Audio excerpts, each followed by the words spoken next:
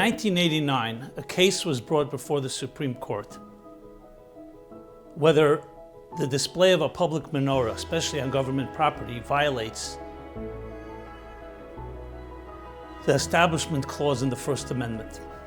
The case was Allegheny County, Pittsburgh, versus the ACLU. And the Supreme Court ruled that it does not violate it. And one of the justices made the case because Chanukah, among other arguments, represents the concept of freedom in general, which is essentially the whole mandate of the United States.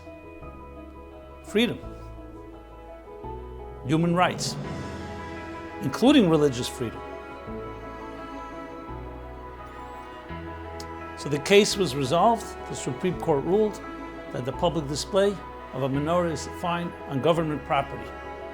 It's not establishing or endorsing a religion, which is fascinating. That Chanukah's message is universal, the message of freedom. Because what's the story of Chanukah?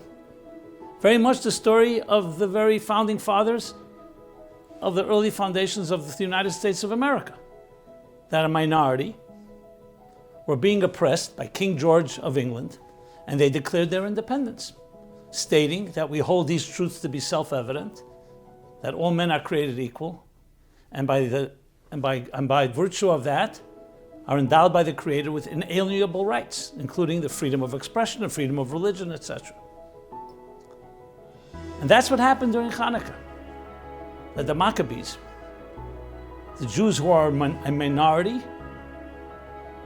were being oppressed and controlled by the Greco-Syrians at the time, to the point that they desecrated and defiled their holy temple.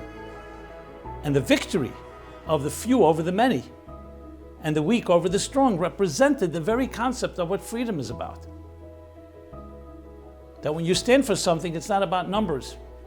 It's not quantity, it's quality over quantity, and hence we light the Chanukah menorah. So the Chanukah menorah is a personification of all types of freedom, of the freedom of the few over the many, the freedom of your spirit over other people trying to control you.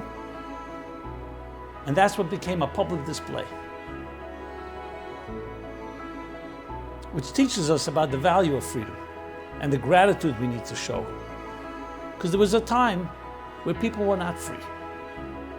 You go back 248 years ago, before the founding of this country, the United States. The world was ruled by monarchs, by despots, by individuals. The concept of freedom, of human rights, did not exist. But Judaism and the Torah always taught it, because every human being was created in the divine image, is created in the divine image. And by that we have those inalienable rights. Think about it, both on a personal level and on a collective level, that this is a celebration for all people, of all walks of life, of all religions, of all cultures, all faiths, or no faith. Because it represents the right of a person to celebrate, to worship, to believe as they see fit without anyone else imposing upon them. What a freedom, what a gift. Happy Chanukah.